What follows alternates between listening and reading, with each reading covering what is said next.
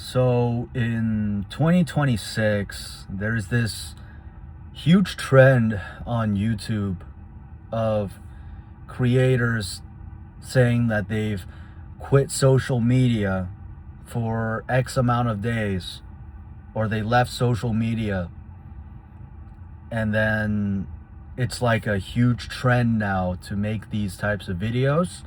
And the way that these creators always present it, it's like, I left social media and then I made $1 million and met my soulmate and I lived happily ever after. And this can happen to you too if you just log off.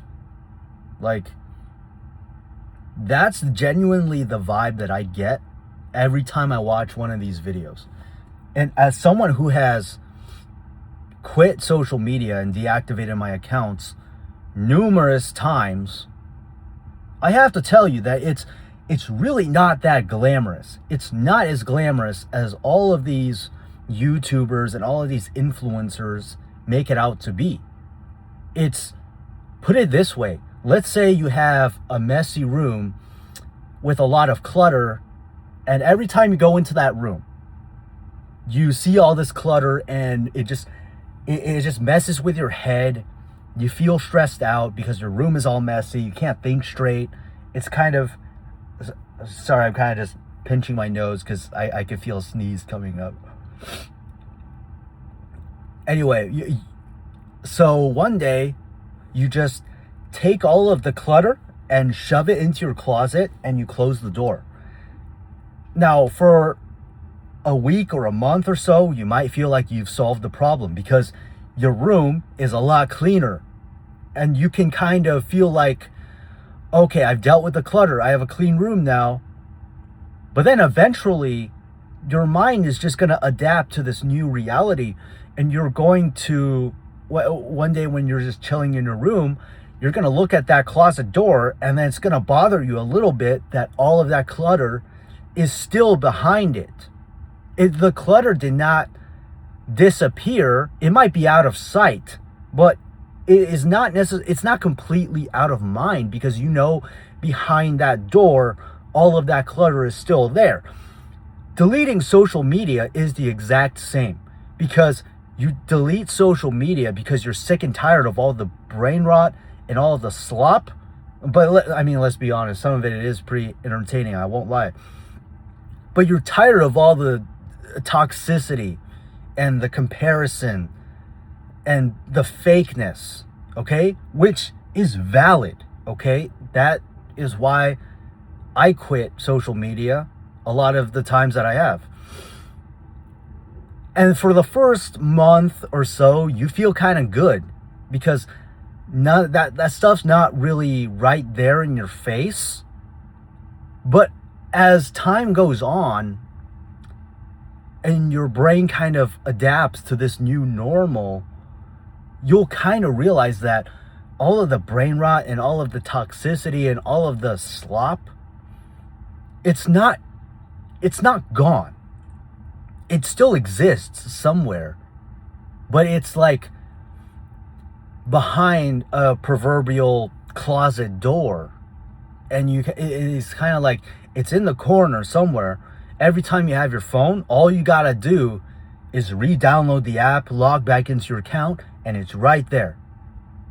And also, you will start to notice that this type of stuff, even if you yourself are off of social media, it does bleed into reality, okay? It does have this effect where even if you're not on there, the people around you are, the people you interact with are, they're still consuming and being influenced by this slop, and it's still rotting their brains, okay?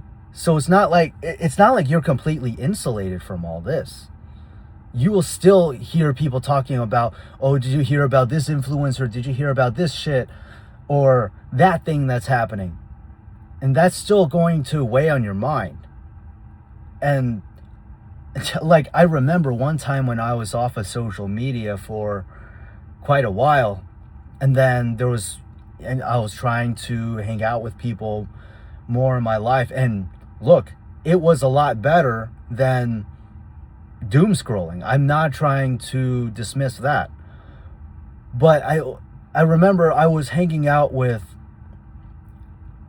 some of my friends who were younger than me, and they were using all of this language. They were using all of these terms, these Gen Alpha, younger Gen Z terms, where they're just like 6'7", oh that's chopped, sub 5, all of these brain rot terms. And I was getting so annoyed because I would try to have a normal conversation in just regular English, and they would just be like, oh, type shit, like, and it was annoying me because I was like, bro, just please talk to me in English like a regular human being. That's just a small example. It's not that terrible, but it's also like you will notice that people around you, a lot of them are just NPCs following whatever the latest trend is. So it can feel isolating in a little bit, because I was off of social media when Labubus became like a big trend. And so like when all the people around me in my offline life were getting obsessed with them, you kind of feel out of the loop, which, all things considered, is not necessarily a bad thing to be out of the loop in these retarded consumerist trends. But if you're, to the average person, if you're not really mentally equipped to deal with this type of loneliness, it can kind of feel isolating. And that's why I say that just deleting social media on its own is not going to save you. It's not just rainbows and unicorns like these influencers tell you that it is. And also, how many of these people are doing this trend just so they can present an image of themselves as, aha, I am enlightened. You see, I'm not on social media. But I mean, the thing is, a lot of normal people, they don't have a lot of friends. Like, let's just be honest. The average guy in his mid to late 20s, maybe older, they just don't have that many close friends that they can hang out with offline. And to play devil's advocate here, a lot of people, me included, we have a lot of friends on social media that we just don't have on other platforms. And we have access to a lot more people who can become our friends, as opposed to when we just have somebody's number. Like, all of these gurus and influencers are just gonna, I hate when people say this. They just say, oh, just text people if they're really important. You should have their phone number and just text them, bro. It's not the fucking same. Stop making this retarded argument. I'm so sick and tired of it. It is not the same. The truth is, okay, yeah, with your close friends, yes, that does apply. But the truth is, a lot of people, and me myself included, look, there are just people that we would not text. That it is just not really socially acceptable to text them like just one-to-one, because that's a more intimate situation. Okay?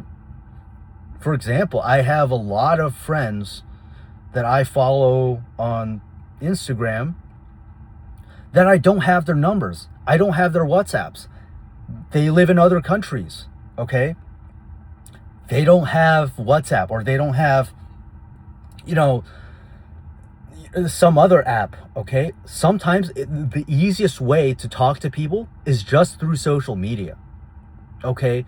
That's just a fact. And also, Sometimes people will post stories and it will be something that you can relate to. And then it's just easy to start a conversation. Hey, I've been to that place. Somebody posts a picture of some event or some restaurant. Oh, hey, I've been there. Oh, I really love that place, man. How did you like it? You know, it's just an easy conversation starter. These are things that you cannot just text this person, because A, you wouldn't even know that that person had gone to that place or had that thing in common. And B, there is a sort of unwritten rule, because if you don't know them that well, like, there is sort of a barrier to texting them on their cell phone outright. And so social media does allow for this type of connection to be built with people who are just our acquaintances, or who may even be outside of our circle. Maybe we just have a few mutuals, and that is how people meet each other. Okay, so look, I get it. There are so many toxic aspects of social media that should be talked about, that people need to talk more about. I totally agree with that. I hate how it is feeding all of this negativity, is promoting all of this degeneracy and comparison and just brain rot, and it's causing people to be very antisocial. But at the same time, saying that you can just text people is just not true. And for a lot of people who maybe you're not that comfortable being by yourself, maybe you just don't know how to navigate that. That is some context that is probably needed, as opposed to painting quitting social media as just a universal good. Okay? That's the narrative that I'm trying to challenge here, because just leaving is not going to solve your problems. Yes, it's a lot better than doom scrolling. Yes, if you have an internet addiction and you're spending way too much time on your phone, way too much time scrolling bullshit, by all means, get off and do things in the real world. But just understand that the mind has a tendency to revert to the mean, and that eventually you're going to feel that you're missing out on things. You're going to feel that you are more isolated. You are going to feel that it's taking a lot of willpower to fight the urge to not go back. Because,